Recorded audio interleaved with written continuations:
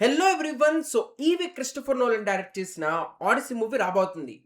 దానికి సంబంధించి ఇవాళ ఒక క్రేజీ వీడియో తీసుకొచ్చాను. అండ్ అది ఓన్లీ క్రేజీ కాదు, ఇట్స్ వెరీ ఇంపార్టెంట్ వీడియో కూడా. బికాస్ ఈ ఆడిసీ స్టోరీ ఇదంతా కూడా గ్రీక్ మైథాలజీ ఆర్ వాళ్ళ స్టోరీస్ ఇవి. ఇన్ విచ్ వాళ్ళకి సంబంధించిన క్యారెక్టర్స్, గాడ్స్ ఇలా చాలా మంది ఇన్వాల్వ్ అయి ఉన్నారు.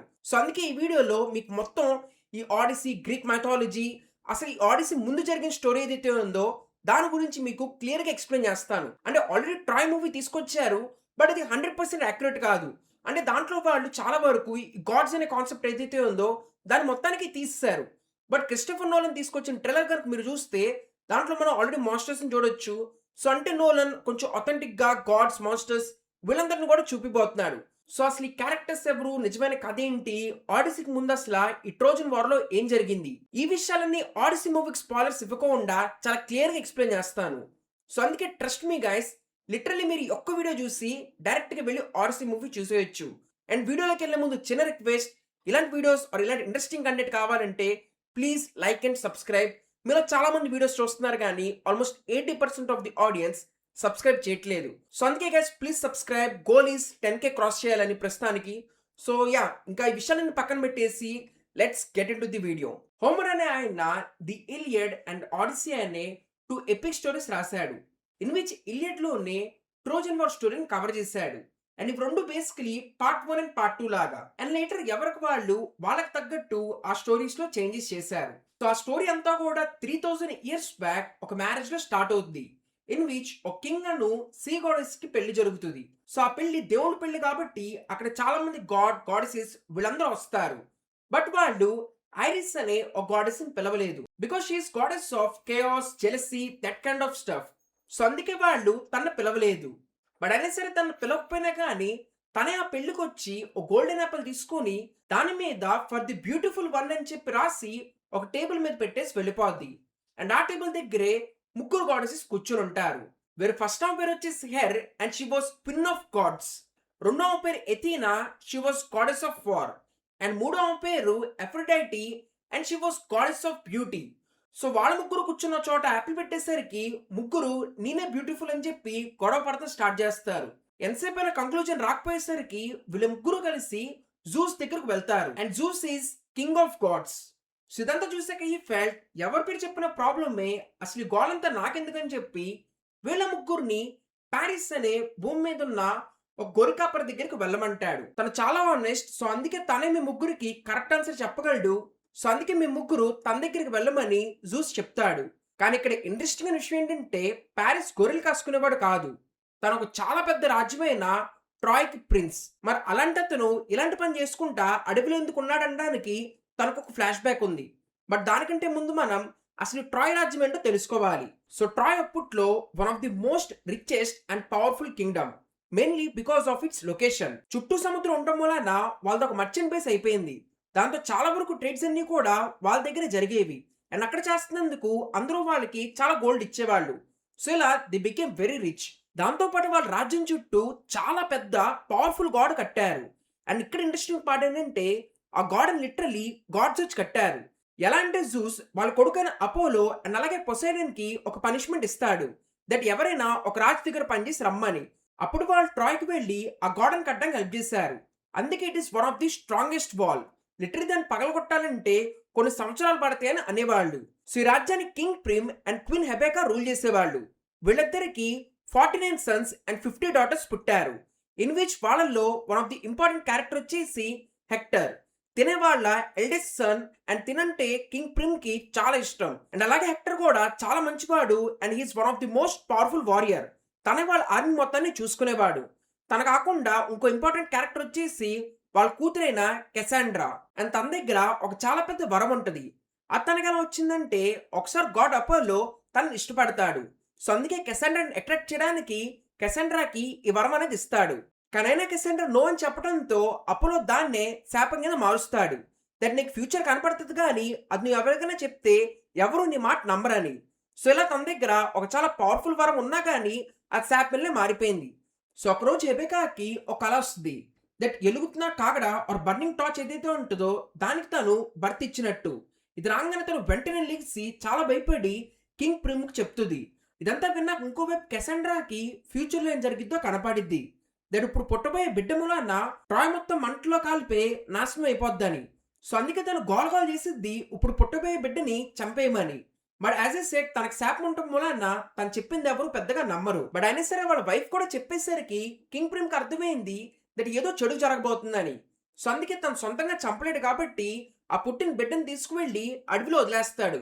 సో దట్ అక్కడున్న ఏదో ఒక జంతువు తినేసి తను చనిపోతాడని. కానీ అక్కడ ఈ పిల్లోడు ఒక గొర్రెలు కాసుకునే అతనికి దొరుకుతాడు. తన ఈ పిల్లోని తీసుకుని అడాప్ట్ చేసుకుని తన పేరు ప్యారిస్ అని పెట్టి తను పెంచుతాడు. సిలా ప్యారిస్ అడవిలో పెరిగాడు. తన దగ్గరికి జ్యూస్ వాళ్ళ ముగ్గురిని పంపించాడు. సో వాళ్ళ ముగ్గురు వచ్చి ఒక్కొక్కరు ప్యారిస్ కి ఒక్కొక్కటి ఇస్తానని చెప్పారు. వీరు చెప్పిద్ది నువ్వు నన్నగలకి సెలెక్ట్ చేసుకుంటే నీకు చాలా బలం, ఒక పెద్ద రాజ్యం, ఇవన్నీ ఇస్తానని. ఎత్తైనా చెప్తుంది ఈ బలం వీటన్నిటితో ఏం చేసుకుంటావు, నీకు చాలా తెలివిస్తాను నన్ను గనక సెలెక్ట్ చేసుకుంటా అని చెప్తుంది. అండ్ ఎఫ్రోడైటీ చెప్తుంది ఈ ప్రపంచంలోనే అందమైన అమ్మాయి, ప్రేమ, ఇవన్నీ నీకు ఇస్తానని. అండ్ ఇవన్నీ విన్నాక ప్యారిస్ ఎఫ్రోడైటీ లవ్ ని చూస్ చేసుకుంటాడు. సో తను ప్రామిస్ చేసినట్టే ప్రపంచంలోనే అందమైన అమ్మాయి అయిన హెలెన్ ని తనకిస్తానని చెప్తుంది. కానీ ఇక్కడ ట్విస్ట్ ఏంటంటే Helen was already married to king Menelaus. So అసలు ఈ హెలెన్ ఎవరు, తనెందుకు మెనులస్ ని పెళ్లి చేసుకున్న అందానికి ఇక్కడ మళ్ళీ ఇంకో బ్యాక్ స్టోరీ ఉంది. సో ఒకసారి స్వాన్ లా మారి అర్త్ మీదకి వచ్చిన జూస్ లిండాని చూస్తాడు. Then they both fall in love. అలా లిండా 2 eggs కు బర్త్ ఇస్తుంది. దాంట్లో నుంచి 2 అబ్బాయిలు అండ్ 2 అమ్మాయిలు పుడతారు. వాళ్ళలో ఒకలే హెలెన్. తను చిన్నప్పటి నుంచి ఈ ప్రపంచంలోనే అందమైన అమ్మాయి. సో అందుకే తనని కిడ్నాప్ చేసి పెళ్లి చేసుకోవడానికి చాలా మంది రాజులు చాలాసార్లు ట్రై చేశారు.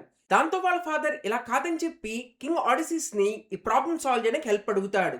So king Odysseus is one of the smartest people. And actually తను కూడా హెలెన్ పెళ్లి చేసుకోవాలనుకుంటాడు. బట్ ఇదంతా చూసాక తనకనిపించింది హెలెన్ వద్దులే వాళ్ళ కజిన్ అయిన పెన్లోపిని పెళ్లి చేసుకోవాలని. సో అందుకే తాను కింగ్ చెప్తాడు ఈ మొత్తం ప్రాబ్లం కనుక నేను ఐడియా చెప్తే నాకు పెన్లోపితో పెళ్లి చేయాలని. దానికి కింగ్ కూడా ఒప్పుకుంటాడు. అప్పుడు ఆడిసిస్ అందరినీ పిలిచి ఒకటి చెప్తాడు దట్ మనం కాదు హెలెన్ సెలెక్ట్ చేయాల్సింది, హెలెనే మనల్లో ఒకరిని సెలెక్ట్ చేసుకుంటది. అండ్ తను ఎవరిని సెలెక్ట్ చేసినా గానీ అందరూ ఒప్పుకోవాలి. అండ్ ఫ్యూచర్ లో ఏం జరిగినా గానీ అందరూ వాళ్ళ మ్యారేజ్ ని ప్రొటెక్ట్ చేయాలని ఒక ఓత్ అనేది తీసుకుంటాడు. అండ్ దానికి అందరూ ఒప్పుకుంటారు. ఇంకా అలా వాళ్ళు హెలెన్ పిలుస్తారు. అందరినీ చూశాక హెలెన్ కింగ్ మెనులస్ ని పెళ్లి చేసుకుంటది. సో మెనులస్ వచ్చేసి అప్పట్లో చాలా పవర్ఫుల్ అయిన కింగ్ ఆగమన్ బ్రదర్. అండ్ హెలెన్ తను పెళ్లి చేసుకున్నాక they both became king and queen of Sparta. So ఇలా ఆల్రెడీ హెలెన్ కి పెళ్లి అయిపోయింది. బట్ ఎఫ్రోడైటీ ప్రామిస్ చేసింది ఈ ప్రపంచంలో మోస్ట్ బ్యూటిఫుల్ అమ్మాయి అయిన హెలెన్ ని ప్యారిస్ ఇచ్చి పెళ్లి చేస్తానని. నా మాటకు తగ్గట్టే ఎఫ్రోడైటీ తన మ్యాజికల్ పవర్స్ వాడి చాలా విషయాలు చేస్తుంది. లైక్ ఫస్ట్ వచ్చేసి కొన్ని రీజన్స్ మూలన ప్యారిస్ మళ్ళీ ట్రాయ్ కి వెళ్ళిపోతాడు. అండ్ అక్కడికి వెళ్ళాక కింగ్ అండ్ క్వీన్ చాలా హ్యాపీగా తనకు వెల్కమ్ చెప్తారు. అలా ఈ became again prince of Troy. కానీ ఇదంతా జరుగుతున్నప్పుడు కెసాండ్రా దీనికి ఒప్పుకోలేదు. తాను చెప్తుంది తినగనక మళ్ళీ వస్తే ట్రాయ్ మొత్తం నాశనం అయిపోద్ది, అందుకే వద్దని చెప్తుంది.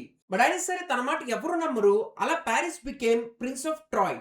ఆ తర్వాత ప్యారిస్ డిప్లొమాట్ లాగా స్పార్టాకు వెళ్తాడు. అక్కడికి వెళ్ళాక కింగ్ మెనులస్ తను చాలా బాగా చూసుకుంటాడు, అన్ని తనకు కావాల్సినవి అన్ని ఇస్తాడు. ఇదంతా జరుగుతున్నప్పుడే ఒక పని మూలాన మెనులస్ తన రాజ్యం వదిలేసి వేరే చోటకు వెళ్లాల్సి వస్తుంది. అండ్ అప్పుడు కూడా ఇంకా ప్యారిస్ వాళ్ళ రాజ్యంలోనే ఉన్నాడు. దాంతో మెనులస్ అంటాడు మీరు ఇక్కడే ఉండండి, నేను నా పని కంప్లీట్ చేసుకుని మళ్ళీ తిరిగి వస్తానని. సో అలా తను వెళ్ళిపోతాడు. అండ్ అప్పుడు ప్యారిస్ హెలెన్ ని చూస్తాడు. అండ్ ఎఫ్రోడైటీ మ్యాజిక్ మూలాన హెలెన్ కూడా వెంటనే ప్యారిస్ ని ప్రేమిస్తుంది. సో అలా వీళ్ళిద్దరూ ప్రేమించుకున్నాక వీళ్ళిద్దరూ కలిసి అక్కడి నుంచి పారిపోతారు. సో ఇలా ప్యారిస్ హెలెన్ ని ట్రాయ్ కి తీసుకెళ్తాడు. బట్ తను చూశాక వాళ్ళ అన్నయ్య హెక్టర్ తను బాగా తిడతాడు. బికాస్ తనకు తెలుసు దీని మూలాన ఒక చాలా పెద్ద యుద్ధం జరగొచ్చు. సో అందుకే తను ప్యారిస్ ని తిడతాడు. బట్ వాళ్ళ ఫాదర్ అయిన కింగ్ ప్రిమ్ మాత్రం వీళ్ళ మ్యారేజ్ కి ఒప్పుకుంటాడు. అంటే తను చెప్తాడు నువ్వు ఇప్పుడు హెలెన్ ఇక్కడికి తీసుకొచ్చావు కాబట్టి మనందరి బాధ్యత హెలెన్. సో అందుకే ఎవరు వచ్చినా గానీ హెలెన్ మనం అందరం కలిసి ప్రొటెక్ట్ చేద్దామని తనకు చెప్తాడు. ఇంకా దాంతో హెక్టర్ కూడా వీళ్ళిద్దరిని ప్రొటెక్ట్ చేయాలని ఫిక్స్ అవుతాడు. సో ఇలా మొత్తానికి Helen became Helen of Troy. So ఇదంతా ఒకవైపు ఇలా జరుగుతుంటే ఇంకోవైపు మెనులస్ కి ఇక్కడ ఏం జరిగిందో అర్థమైంది. దాంతో తను చాలా కోపంగా వాళ్ళ బ్రదర్ అయిన ఆగమన్ దగ్గరికి వెళ్ళి హెల్ప్ అడుగుతాడు. సో యాక్చువల్లీ ఆగమన్ కూడా ఎప్పటి నుంచో ట్రాయ్ మీద అటాక్ చేయాలని తనకు కూడా ఉంది. సో అందుకే తను కూడా వెంటనే ఒప్పుకుంటాడు. కానీ ట్రాయ్ మీద అటాక్ చేయాలంటే ఓన్లీ వీళ్ళిద్దరూ సరిపోరు. అప్పుడే ఓత్ ఆఫ్ ఆడిసిస్ గుర్తొస్తుంది దట్ వీళ్ళ మ్యారేజ్ ని ప్రొటెక్ట్ చేయడానికి ఎట్టి పరిస్థితుల్లో అందరూ ముందుకు వస్తారని. సో ఈ ఓత్ గుర్చేసి ఇది మొత్తం గ్రీక్కే పెద్ద అవమానం అని చెప్పి అందరు రాజుల్ని వాళ్ళ వైపుకు తిప్పుకుంటారు. అండ్ అదే టైంలో ఆగమన్ ఆడిసిస్ని కూడా యుద్ధానికి తెమ్మని పంపిస్తాడు. సో ఆడిసిస్కి అప్పుడే కొడుకు పుడతాడు. సో తనకు తెలుసు ఇప్పుడు యుద్ధం కనుక వెళ్తే చాలా సంవత్సరాలు పట్టిద్ది అండ్ తన ఫ్యామిలీని తను చాలా మిస్ అవుతాడని. సో ఆగమన్కి చాలా వరకు తన ఫ్యామిలీతో ఉండటమే చాలా ఇష్టం. సో అందుకే తాను ఆ యుద్ధానికి వెళ్ళకూడదని ఫిక్స్ అవుతాడు.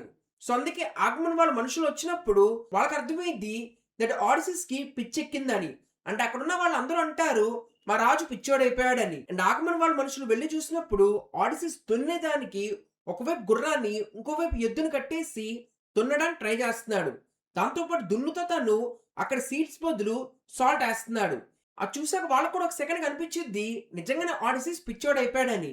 సో పిచ్చోడైపోయాక తనతో యుద్ధంలో ఏం పని అని చెప్పి వాళ్ళు వెళ్ళిపోదాం అనుకున్నారు. బట్ వెళ్లే ముందు అసలు ఇది నిజమా కాదా అని చెప్పి ఒకసారి చూద్దామని ఒక చిన్న పిల్లోడిని దున్నే దాని ముందు పెట్టాడు. నిజంగా ఒకవేళ తన పిచ్చోడైతే ఆ పిల్లోడిని తొక్కిచ్చేస్తాడు. బట్ వాళ్ళు అనుకున్నట్టే ఆడిసిస్ ఆపేస్తాడు. దాంతో వాళ్ళకి అర్థమైంది ఆడిసిస్ అంతా కూడా యాక్ట్ చేస్తున్నాడని. అలా ఫైనల్లీ వాళ్ళు ఆడిసిస్ కూడా యుద్ధానికి తీసుకువెళ్తారు. సో తను వచ్చాక ఆగమన్ తన్యాను మిగతా వాళ్ళని ఇంకొకరిని తీసుకురమ్మని పంపిస్తాడు. అండ్ అది ఇంకెవరో కాదు, అప్పట్లో మోస్ట్ పవర్ఫుల్ వారియర్ అయిన అకిలిస్. సో అకిలిస్ వచ్చేసి ఈ మొత్తం స్టోరీ ఏ పెళ్లిలో అయితే స్టార్ట్ అయిందో వాళ్ళ కొడుకు. సో వాళ్ళ మదర్ వచ్చేసి గాడెస్ ఆఫ్ వాటర్. సో తనకి అకిలిస్ పుట్టంగానే ఒక ప్రాఫెసీ కనపడిద్ది. ఇన్ విచ్ అకిలిస్ కి 2 టైప్ ఆఫ్ లైఫ్ లీడ్ చేయడానికి ఛాన్స్ ఉంటుంది. వేరొకటి వచ్చేసి చాలా హ్యాపీగా అందరితో మంచిగా ఫుల్ ఏజ్ బతికేసి తను చనిపోతాడు. కానీ రెండోది తన లైఫ్ అనేది చాలా షార్ట్ గా ఉంటుంది. బట్ తన డెత్ ఈస్ వెరీ గ్లోరియస్ అని చెప్పి తనకు తెలుస్తుంది. అంటే తను చనిపోయాక తన గురించి అందరూ కథలు కథలుగా చెప్పుకుంటారు. సో ఇదంతా విన్నాక వాళ్ళ కొడుకు బతుకుండాలని చెప్పి తనకి ఇమ్మార్టాలిటీ రావాలని వాళ్ళ కొడుకుని చిన్నప్పుడే స్టాక్ అని ఒక రివర్లో ముంచుతుంది. కానీ ముంచేప్పుడు తన యాంకిల్ పట్టుకుని తన నీళ్ళలోకి ముంచిద్ది. సో ఏ పార్ట్ అయితే మొత్తం వాటర్లో మునిగిద్దో ఆ బాడీ పార్ట్స్ అన్నీ కూడా ఐరన్ నీళ్ళు స్ట్రాంగ్గా మారిపోతాయి. బట్ ఏ యాంకిల్ అయితే తను పట్టుకుని ఉందో అది వాటర్లో మునగలేదు కాబట్టి it becomes the weakest point for Achilles. ఆ తర్వాత తనకి అన్ని రకాల ఫైటింగ్ స్టైల్స్, చదువు అన్ని నేర్పుతుంది. So I became the greatest warrior. And literally తన యుద్ధంలో ఎవరి వైపు అయితే ఉంటాడో వాళ్ళు ఖచ్చితంగా గెలవాల్సిందే. అందుకే ఆగమన్ తన యుద్ధంలో ఉంటే ఖచ్చితంగా వీళ్ళు గెలుస్తారని ఆడిసిస్ ని తను తీసుకురమ్మని పంపిస్తాడు. అండ్ ఈ విషయం వాళ్ళందరికి ముందే అర్థమైపోద్ది. సో అందుకే తను కావాలనే ముందే అకిలిస్ ని ఇంకో ఐలాండ్కి పంపించేస్తుంది. వీరక్కడ అందరూ అమ్మాయిలే ఉంటారు. సో అక్కడ అకిలిస్ కూడా అమ్మాయిల బట్టలు ఇచ్చి వాళ్ళలో కలిపేస్తుంది. బట్ తను తేవడానికి అక్కడ ఆడిసిస్ వచ్చాడు. సో ఇస్ వెరీ ఇంటెలిజెంట్ కాబట్టి అమ్మాయిలందరి కోసం గిఫ్ట్స్ అనేవి తీసుకువెళ్ళాడు. వీరు అక్కడ చాలా బట్టలు ఇవన్నీ ఉన్నాయి. అండ్ వాటితో పాటు ఒక స్వాడ్ అను షీల్డ్ అక్కడ తీసుకొచ్చి పెట్టాడు. ఆ తర్వాత తను వెంటనే వార్ బిల్ అనేది మోగిస్తాడు. అండ్ ఆ బిల్ వినంగానే వెంటనే అమ్మాయిలందరూ భయపడి లోపలికి వెళ్ళిపోతారు. మరి వాళ్ళ మధ్యలో ఉన్న అకిలిస్ వెంటనే అక్కడున్న స్వాడ్ అను షీల్డ్ పెట్టుకొని ఫైట్ చేయడానికి ముందుకు వస్తాడు. సో అలా వాళ్ళ మధ్యలో ఉన్న అకిలిస్ దొరికిపోతాడు. ఇంకా తన్ను కూడా ఈ వార్ కోసం తీసుకొస్తారు. సో ఇలా అనుకున్నట్టు ఆగమన్ ఒక పెద్ద టీం తయారు చేసి ట్రాయ్ మీద యుద్ధానికి వెళ్తాడు. కానీ షాకింగ్లీ ఎప్పుడైతే వీళ్ళు బయలుదేరదాం అనుకున్నారో సడన్ గా సముద్రం మీద ఉండే విండ్ ఆగిపోయింది. అంటే ఇప్పుడు షిప్స్ కదలాలంటే ఖచ్చితంగా వాళ్ళకి విండ్ కావాలి. సో అది రాకపోయేసరికి వాళ్ళు వెయిట్ చేస్తూ ఉన్నారు. అండ్ అలా వెయిట్ చేస్తా ఎన్నో రోజులు గడిచిపోయాయి. బట్ అయినా సరే వాళ్ళకి అర్థం కాలేదు ఇలా ఎందుకు జరుగుతుందని. దాంతో వాళ్ళు పూజారిని పిలిచి ఎందుకు ఇలా జరుగుతుందని తను అడిగారు. అప్పుడు తను చెప్పాడు హంటింగ్ వాడిస్ చాలా ఫేవరెట్ అయిన డియర్ ని ఆగమన్ చంపేశాడు. సో అందుకే తను తన మీద చాలా కోపంగా ఉంది. తన శాపం మూలానే ఇప్పుడు గాలి ఆగిపోయి పడవలు కదలట్లేదని తను చెప్పాడు. అండ్ ఆ కోపం కనుక తగ్గాలంటే ఇప్పుడు ఆగమన్ తన ఫేవరెట్ మనిషిని సాక్రిఫైస్ ఇవ్వాలని. సో ఆగమన్ ఫేవరెట్ మనిషి వచ్చేసి వాళ్ళ కూతురు. ఇంకా దాంతో ఆగమన్ సాక్రిఫైస్ ఇవ్వడానికి రెడీ అయ్యాడు. బట్ తను అలా పిలిస్తే తను రాదని చెప్పేసి వాళ్ళ వైఫ్ కి తను చెప్తాడు most powerful and greatest warrior కి వాళ్ళ కూతురినిచ్చి పెళ్లి చేస్తాడని. సో అందుకే తనని తీసుకురమ్మని చెప్తాడు. బట్ ఎప్పుడైతే తను తీసుకొచ్చారో వాళ్ళకి అర్థమైపోద్ది ఇక్కడ వాళ్ళ కూతురిని తాను సాక్రిఫైస్ ఇవ్వడానికి మొత్తం రెడీ చేశాడని. ఇదంతా చూసాక వాళ్ళ కూతురు కూడా సరే మీరు గెలవాలంటే నేను సాక్రిఫైస్ ఇవ్వాల్సిందే అంటే ఓకే అని చెప్తుంది. కానీ స్టిల్ వాళ్ళ మదర్ అంటే ఆగమన్ వాళ్ళ వైఫ్ ఈ మొత్తానికి ఒప్పుకోదు. కానీ అయినా సరే ఆగమన్ సాక్రిఫైస్ ఇస్తాడు. అండ్ వాళ్ళు ఎక్స్పెక్ట్ చేసినట్టే మళ్ళీ సీ మీద గాలి అనేది స్టార్ట్ అవుతుంది. దాంతో వాళ్ళు as a set 1000 to 1200 ships వేసుకొని ట్రాయ్ మీద యుద్ధానికి వెళ్తారు.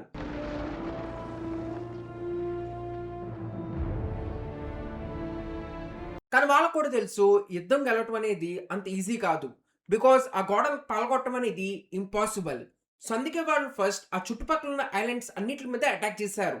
అక్కడ ఉండే బంగారం, అమ్మాయిలు వీళ్ళందరినీ తీసుకున్నారు. అండ్ ఎప్పుడైనా ఎవరైనా బయటకు వస్తే ట్రాయ్ నుంచి యుద్ధం చేయడానికి వాళ్ళతో యుద్ధం చేసేవాళ్ళు. అలాగే వాళ్ళు కూడా చాలా సార్లు ఆ గోడ పగలగొట్టడానికి ట్రై చేశారు. కానీ ఎప్పుడు వాళ్ళు సక్సీడ్ అవ్వలేదు. ఇలా వాళ్ళు ఆల్మోస్ట్ 9 ఇయర్స్ పాటు ఆ యుద్ధం చేస్తానే ఉన్నారు. కానీ ఇంకా వాళ్ళు గెలవలేదు. అలానే ఇంకోవైపు ట్రాయ్ వాళ్ళు కూడా వచ్చి ఫుల్ ఫైట్ చేసి వీళ్ళని ఓడించలేకపోయారు. బికాస్ వీళ్ళ వైపు అకిలీస్ ఉన్నాడు. సో ఎప్పుడైతే గట్టిగా యుద్ధం చేయడానికి వస్తారో అప్పుడు అట్లీస్ట్ వచ్చిన వాళ్ళందరినీ చంపేసేవాడు. సో ఇలా వీటన్నిటి మూలాన యుద్ధం అనేది ఆల్మోస్ట్ 9 ఇయర్స్ పాటు జరుగుతూనే ఉంది. బట్ 10th ఇయర్ చాలా విషయాలు మారినాయి.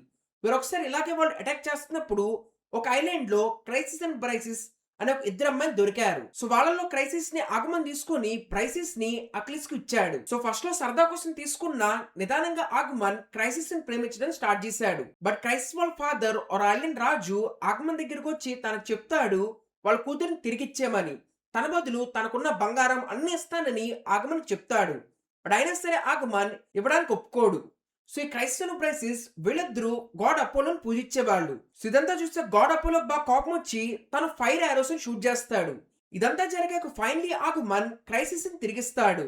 బట్ అదే టైంలో తాను అక్లిస్ దగ్గర ఉన్న బ్రైసిస్ ని తనకు కావాలని కోరుకుంటాడు. దానికి ఆబ్వియస్లీ అక్లిస్ ఒప్పుకోడు. దాంతో వీళ్ళిద్దరి మధ్యలో చాలా పెద్ద గొడవ అవుతుంది. లిటరలీ అక్లిస్ కొంచెం ఉంటే ఆగమని చంపేసేవాడు. బట్ అంతలోనే వీళ్ళ వైపు ఉన్న గాడెస్ ఎథినా వచ్చి అక్లిస్ ని ఆపుతుంది. దాంతో ఫైనలీ అక్లిస్ ఆగుతాడు. బట్ తను చెప్తాడు నన్ను ఇలా అవమానించిన రాజుతో కలిసి నేను ఫైట్ చేయను. సో అందుకే తన ట్రూప్స్ ని తీసుకుంటాను సీ షోర్ కు వెళ్ళిపోతాడు. అండ్ ఫైట్ చేయకుండా అక్కడే కూర్చుండిపోతాడు. ఈ మధ్యలో ఇంకో చాలా ఇంట్రెస్టింగ్ విషయం జరుగుతుంది. దట్ తన మూలనే ఈ బ్లడ్ షెడ్ ఇవన్నీ జరుగుతుంది, చాలా మంది చనిపోతున్నారని చెప్పేసి పారిస్ మెనులస్ ని 1-1 ఫైట్ చేయమని ఛాలెంజ్ చేస్తాడు. దానికి తను కూడా ఒప్పుకుంటాడు. అలా వీళ్ళిద్దరి మధ్యలో ఫైట్ అనేది స్టార్ట్ అవుతుంది. వేరే మెనులస్ పారిస్ ని పిచ్చి పిచ్చి కొడతాడు. లిటరల్ కొంచెం ఉంటే తాను పారిస్ ని చంపేసేవాడు. అప్పుడే ఎఫ్రోడైటీ మధ్యలో వచ్చి పారిస్ ని కాపాడి హెలెన్ ఒళ్ళో పడుకోబెడుతుంది. ఇదంతా చూసాక హెలెన్ కి నిదానంగా పారిస్ మీద ప్రేమ తగ్గుతుంది. అండ్ ఇదంతా జరిగాక హెక్టర్ పారిస్ దగ్గరకు వెళ్ళి తన్ని తిడతాడు. అండ్ యాక్చువల్లీ స్టార్టింగ్ నుంచి హెక్టర్ కి ఇదంతా నచ్చదు. బికాస్ తనకు తెలుసు ఇదంతా తప్పని. బట్ వాళ్ళ నేషన్ మీద అటాక్ చేస్తుంటే ఖచ్చితంగా తను డిఫెండ్ చేయాలి. So that is the reason ఇంకా ఫైనలీ తను కూడా యుద్ధం చేయడానికి వెళ్తాడు. అలా తర్వాత చాలా పెద్ద యుద్ధం జరుగుతుంది. మళ్ళీ చాలా మంది చనిపోతారు. బట్ ఈసారి ట్రోజన్ వాళ్ళు కొంచెం గెలుస్తూ ఉంటారు. Because as a side Achilles fight చేయడం ఆపేశాడు. దాంతో ట్రోజన్ వాళ్ళు ఫైట్ చేస్తా ఈ గ్రీక్ వాళ్ళందరినీ నిదానంగా వెనక్కు తోసుకుంటూ వచ్చారు. వన్ పాయింట్ ఆఫ్ టైమ్ లో ఆ సీషోర్ ఏదైతే ఉందో ఆ బీచ్ దాకా వెళ్ళి తీసుకొచ్చేసారు. ఇదంతా చూసాక పాట్రికస్ వెళ్ళి అక్లిస్ తో మాట్లాడతాడు. సో యాక్చువల్లీ పాట్రికస్ చాలా మంది అక్లిస్ వాళ్ళ ఫ్రెండ్ అంటారు, కొంతమంది కజిన్ కూడా అంటారు. సో తను చెప్తాడు నువ్వు ఫైట్ చేయట్లేదు కాబట్టి కొంచెం ఉంటే నువ్వు ఓడిపోతాము, అట్లీస్ట్ మేమైనా వెళ్ళి ఫైట్ చేస్తాము, నీ ఆర్మర్ వేసుకుని నేను ఫైట్ చేస్తే అందరూ నిన్ను అనుకుని భయపడి వెళ్ళిపోతారు తను చెప్తాడు. బికాస్ యాజ్ సైడ్ అక్లిస్ ఆర్మర్ చూస్తేనే లిటరీ వాళ్ళందరూ భయపడిపోతారు. సో అందుకే తను అలా అడగంగానే ఇంకా ఫైనల్ సరే అని చెప్పి అక్లిస్ కూడా తన ఆర్మర్ పాట్రికస్ ఇస్తాడు. బట్ తను చెప్తాడు ఇలా వాళ్ళు ఎడ్జ్ దాకా వచ్చేసారు కాబట్టి వాళ్ళ వాల్స్ దాకా తొయ్యి, అంతే తప్ప నువ్వు మరీ అక్కడికి కూడా వెళ్ళి ఫైట్ చేయొద్దని ముందే పాట్రికస్ చెప్తాడు. సరే అని చెప్పేసి పాట్రికస్ కూడా వీళ్ళందరినీ తీసుకుని యుద్ధానికి వెళ్తాడు. అండ్ ఎక్స్పెక్ట్ చేసినట్టే ట్రోజన్ వాళ్ళందరూ భయపడతారు. అంటే హెక్టర్ కూడా అక్కడ ఉన్నది అక్లిస్ అనుకుని భయపడి వెనక్కి వెళ్ళడానికి ట్రై చేస్తాడు. ఇదంతా చూసాక పాట్రికస్ మైండ్ లో కాన్ఫిడెన్స్ అలా ఓవర్ కాన్ఫిడెన్స్ కింద మారిపోద్ది. సో అందుకే వద్దని చెప్పినా గానీ తను లిటరల్ వాల్ దాకా వెళ్ళి ఫైట్ చేస్తాడు. ఇక దాంతో తప్పదని చెప్పి హెక్టర్ కూడా పాట్రికస్ తో ఫైట్ చేస్తాడు. అంటే యాక్చువల్లీ తాను ఆర్మర్ ఇవన్నీ చూసి అక్లిస్ అనుకునే పాట్రికస్ మీద అటాక్ చేస్తాడు. అండ్ ఆ అటాక్ లో పాట్రికస్ చచ్చిపోతాడు. తీరా తన మాస్క్ తీసి చూస్తే అప్పుడు అర్థమైంది చనిపోయింది అక్లిస్ కాదు పాట్రికస్ అని. అండ్ తెలియంగానే అక్లిస్ కి చాలా కోపం వస్తుంది. వెంటనే తను యుద్ధం చేయడానికి అక్కడికి వెళ్తాడు. అండ్ ఈ విషయం హెక్టర్ కూడా తెలిసాక యాక్చువల్లీ తను భయపడతాడు. బికాజ్ అక్కడ వస్తున్నది అక్లిస్ కాబట్టి. సో అందుకే తను అక్కడి నుంచి తప్పించుకోవడానికి ట్రై చేస్తాడు. బట్ అయినా సరే వెంటబడి అక్లిస్ తన్ని పట్టుకుంటాడు. దాంతో ఫైనలీ వీళ్ళిద్దరి మధ్యలో స్వాట్ ఫైట్ స్టార్ట్ అయ్యిద్ది. అండ్ ఎక్స్పెక్ట్ చేసినట్టే అక్లిస్ హెక్టర్ ని చాలా ఈజీగా డామినేట్ చేస్తాడు. చనిపోయే ముందు హెక్టర్ చెప్తాడు నువ్వు నన్ను చంపితే చంపావు కానీ ప్లీజ్ నా బాడీని రెస్పెక్ట్ తో ట్రీట్ చేసి మా ఫ్యామిలీకి ఇచ్చేమని. అంతని ఎప్పుడైతే ఈ మాట చెప్తాడో ఆ వెంటనే అక్లిస్ తన్ని చంపేస్తాడు. ఆ తర్వాత తను తన రథానికి హెక్టర్ బాడీని కట్టేసి వాళ్ళ క్యాంపుకి తీసుకెళ్తాడు. అండ్ అక్కడ తను హెక్టర్ బాడీని పక్కన పడేస్తాడు. ఇదంతా చూసాక హెక్టర్ వాళ్ళ ఫాదర్ అయిన కింగ్ ఆఫ్ ట్రాయ్ ప్రిమ్‌కి చాలా బాధేస్తది. సో అందుకే ఆ రాత్రి తను ఎవరికీ తెలియకుండా అకిలిస్ దగ్గరకు వెళ్తాడు. వెళ్ళి తనను బతిమాలుతాడు. ప్లీజ్ నా కొడుకైన హెక్టర్ బాడీని తిరిగిచ్చేయమని. సో తను బాధపడటం చూసాక ఫైనల్లీ అకిలిస్ ఆ బాడీని తిరిగి ఇవ్వడానికి ఒప్పుకుంటాడు. సో ఇలా మొత్తానికి కింగ్ ప్రిమ్ హెక్టర్ బాడీని మళ్ళీ తిరిగి తీసుకొస్తాడు. కానీ తర్వాత నుంచి యుద్ధం అయితే నెక్స్ట్ లెవెల్‌కి వెళ్ళిపోద్ది. బికాజ్ అకిలిస్ తనకు కనపడిన ప్రతి ఒక్కళ్ళని చంపకుండా వెళ్తాడు. లిటరల్లీ రక్తం ఏరులే ప్రవహిస్తది. చాలా భీకరమైన యుద్ధం జరిగిద్ది. తను ఆపటం ఎవరి వల్ల కాలేదు. అంటే ఇంకోవైపు అట్‌లీస్ట్ హెక్టర్ కూడా లేకపోయేసరికి అందరిని తను అలా చంపుకుంటా వెళ్తాడు. అండ్ వన్ పాయింట్ ఆఫ్ టైమ్‌లో తను లిటరల్లీ ట్రోజన్ వైపు ఉన్న గాడ్స్‌ని ఛాలెంజ్ చేస్తాడు. అండ్ ఇదంతా విన్నాక గాడ్ అపోలో కోపం వస్తది. ఇన్‌ఫాక్ట్ యాక్చువల్లీ తనకు ముందు నుంచే అకిలిస్ ఆర్ యాగ్మన్ వీళ్ళ మీద కోపం ఉంది. బికాస్ వాళ్ళు తను పూజ చేసే వాళ్ళందరినీ చంపేశారు కాబట్టి. సో అందుకే అపోలో కూడా వెళ్ళి పారిస్‌కి చెప్పించి అకిలిస్ యాంకిల్ మీద షూట్ చేపిస్తాడు. యాజ్ ఐ ఆల్రెడీ సెడ్ తన బాడీలో వీకెస్ట్ పార్ట్ వచ్చేసి తన యాంకిల్. సో ఇక్కడ అపోలో కూడా హెల్ప్‌తో పారిస్ ఫైనల్లీ అకిలిస్‌ని చంపేస్తాడు. సో ఇలా ది గ్రేటెస్ట్ వార్ అయిన అకిలిస్ ఫైనల్లీ చనిపోతాడు. ఈ తర్వాత ఆడిసిస్ యుద్ధాన్ని ముందుకు తీసుకెళ్ళడానికి ట్రై చేస్తాడు. వేరే తనకు తెలిసిద్ది యుద్ధం గెలవాలంటే అప్పట్లో హెర్క్యులిస్ యూజ్ చేసిన బో అండ్ యారో, యాక్స్ ఇవన్నీ ఉండాలని. సో అందుకే తను ఆ బో అండ్ యారోని వెతుక్కుండా వెళ్తాడు. అప్పుడు తనకు తెలిసిద్ది ఒక ముసలాయన్ దగ్గర ఈ బో అండ్ యారో ఉందని. సో తను ఎలాగోలా ఆ ముసలాయన్ని వాళ్ళతో ఫైట్ చేసేట్టు ఒప్పిస్తాడు. తన్నే పారిస్ ఆపోజిట్ గా యుద్ధంలో పంపిస్తారు. ఆయన చూడగానే పారిస్ అనుకుంటాడు ఈ ముసలాయన్ నన్నేం చేస్తాడులే అని. బట్ ఏ యారో అయితే ఆయన షూట్ చేస్తాడో అది తగిలి పారిస్ చనిపోతాడు. Because as E said a bow and arrow they were very special. యారోకి పాయిజన్ అనేది ఉంటుంది. దాని మూలన యారో షూట్ చేయగానే ఆ పాయిజన్ తో పారిస్ చనిపోతాడు. ఇలా రెండు వైపులో ఉన్న పెద్ద పెద్ద వాళ్ళందరూ చనిపోయారు. బట్ అయినా సరే స్టిల్ ఆడిసిస్, ఆగమన్ వీళ్ళందరూ ఇంకా ట్రోజన్ మీద అటాక్ చేస్తూనే ఉన్నారు. అండ్ ఇప్పుడు కూడా యాజ్ ఎ సెడ్ 10 years కూడా అయిపోవడానికి వస్తుంది. బట్ అయినా సరే వీళ్ళు ఆగకుండా కంటిన్యూస్లీ అటాక్ చేస్తూనే ఉన్నారు. అండ్ చాలా మంది చనిపోతానే ఉన్నారు. సో ఇదంతా చూసి ఆడిసిస్ కనిపిస్తుంది ఇలా కాదు మనం ఇంకేదైనా ట్రై చేయాలని. అలా ఆలోచిస్తున్నప్పుడు ఆడిసిస్ కి one of the greatest plan idea వస్తుంది. సో ఆ ప్లాన్ కి తగ్గట్టే తాను అక్కడ ఇరిగిపోయిన షిప్ ముక్కలన్నింటినీ కలెక్ట్ చేసి ఒక గుర్రపు బొమ్మను తయారు చేస్తాడు. ఆ బొమ్మను అక్కడ పెట్టేసి వీళ్ళందరూ కలిసి అక్కడి నుంచి వెళ్ళిపోతారు. అండ్ ఇదంతా చూసాక ట్రాయ్ వాళ్ళకి అర్థం కాక వాళ్ళు అక్కడికి వెళ్తారు. తీరా అక్కడ చూస్తే ఆ పెద్ద గుర్రపు బొమ్మతో పాటు ఒక అతను ఉంటాడు. మిగతా వాళ్ళు అందరూ అక్కడి నుంచి వెళ్ళిపోయారు. సో తను చెప్తాడు గ్రీక్ వాళ్ళందరూ వాళ్ళ ఓటమి ఒప్పేసుకుని వాళ్ళందరూ వెళ్ళిపోయారు. మీకోసమే ఓటమి ఒప్పుకుంటున్నట్టు ఈ గుర్రపు బొమ్మను తయారు చేసి ఇక్కడ పెట్టేసి వెళ్ళిపోయారని తను చెప్తాడు. బట్ యాక్చువల్లీ ఇదంతా చూసాక కింగ్ ప్రిమ్ కి డౌట్ వస్తుంది. సో అందుకే తను ఆ గుర్రపు బొమ్మను తీసుకోవడానికి పెద్దగా ఇంట్రెస్ట్ చూపియడు. కానీ ట్రాయ్ పూజారి కింగ్ కు చెప్తాడు ఇలా లాస్ట్ లో ఉన్న ఈ గుర్రాన్ని మనం తీసుకెళ్తే మనకు మంచి జరిగిద్దని. సో ఇంకా ఫైనల్లీ వాళ్ళందరూ చెప్పేసరికి కింగ్ ఒప్పుకుంటాడు. అలా వాళ్ళు హార్స్ ని రాజ్యం లోపలికి తీసుకొస్తారు. ఆ తర్వాత వార్ గెలిచినందుకు వాళ్ళు పగలంతా కూడా పెద్ద పార్టీ చేసుకుంటారు. అందరూ ఫుల్లుగా తాగేసి ఫైనల్లీ రాత్రికి పడుకుంటారు. సో అందరూ పడుకున్నాక సడన్ గా ఆ గుర్రంలో నుంచి ఆడిసిస్ తనతో పాటు ఇంకొంతమంది ఆ గుర్రం నుంచి బయటకు దిగుతారు. సో ఆడిసిస్ కు ముందు నుంచి తెలుసు ఇలా వాళ్ళ గుర్రపు బొమ్మని లోపలికి తీసుకుంటారని. సో అలా తను ప్లాన్ కి తగ్గట్టే అక్కడ ఒక పెద్ద అటాక్ చేసి డోర్స్ అనేవి ఓపెన్ చేస్తాడు. ఆ తర్వాత దూరంగా వెయిట్ చేస్తున్న షిప్స్ కి రమ్మని సిగ్నల్ ఇస్తాడు. ఇలా వాళ్ళందరూ ట్రాయ్ మీద లోపల నుంచి ఒక పెద్ద అటాక్ చేస్తారు. అండ్ అలా ఫైనల్లీ ట్రాయ్ ఓడిపోద్ది అండ్ ట్రాయ్ మొత్తాన్ని తగలబెట్టేస్తారు. అండ్ లిటరీ స్టార్టర్ లో కెసెండ్రాకి ఏ కాలైతే వచ్చిందో అది మొత్తానికి నిజంగా జరిగింది. అండ్ ఈ మధ్యలో యాక్చువల్లీ మెరిల్లస్ వెంటనే వెళ్ళి హెలెన్ ని చంపాలని అనుకుంటాడు. బట్ తీరా అక్కడికి వెళ్ళాక హెలెన్ అందం చూసి మళ్ళీ తను కరిగిపోతాడు. ఇన్ఫాక్ట్ హెలెన్ కూడా సారీ చెప్తా నేను మళ్ళీ మీతో వచ్చేస్తానని చెప్తుంది. ఇంకా దాంతో ఫైనల్లీ మెరిల్లస్ ఒప్పుకొని హెలెన్ మళ్ళీ ట్రాయ్ కి తీసుకొచ్చేస్తాడు. సో ఇలా మొత్తానికి గ్రీక్ వాళ్ళు అనుకున్నట్టే హెలెన్ ని మళ్ళీ తీసుకొచ్చి ట్రాయ్ మొత్తాన్ని తగలబెడతారు. సో మొత్తం యుద్ధం అయిపోయాక యాజ్ ఎక్స్పెక్టెడ్ అందరూ మళ్ళీ వెనక్కి బయలుదేరతారు. వెరాజిసెట్ మెరిల్లస్ హెలెన్ ని తీసుకెళ్లిపోతాడు. ఆ తర్వాత వీళ్ళిద్దరూ మళ్ళీ స్పార్టన్ రూల్ చేయడం స్టార్ట్ చేస్తారు. అండ్ ఆగమన్ విషయానికి వస్తే తను కూడా మళ్ళీ వెనక్కి తిరిగి వెళ్ళిపోతాడు. కానీ సర్ప్రైజింగ్ విషయం ఏంటంటే ఇన్ని సంవత్సరాలు అయినా కానీ వాళ్ళ వైఫ్ తన కూతురిని బలిచ్చినందుకు ఆగమన్ మీద కోపంగా ఉంటది.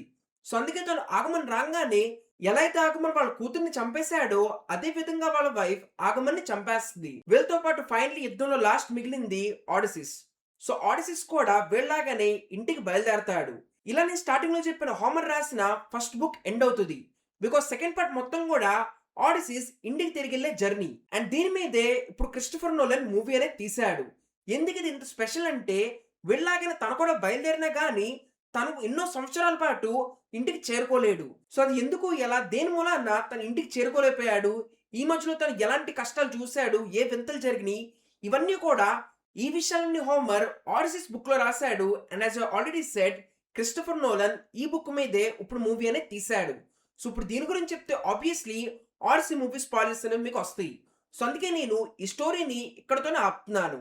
బట్ స్టిల్ కొంచెం క్లారిటీ ఉండడానికి ఎవరే క్యారెక్టర్ ప్లే చేస్తున్నారో అకార్డింగ్ టు రూమర్స్ అండ్ ఇప్పుడు దాకా వచ్చిన సోర్సెస్ ప్రకారం లెట్ us డిస్కస్.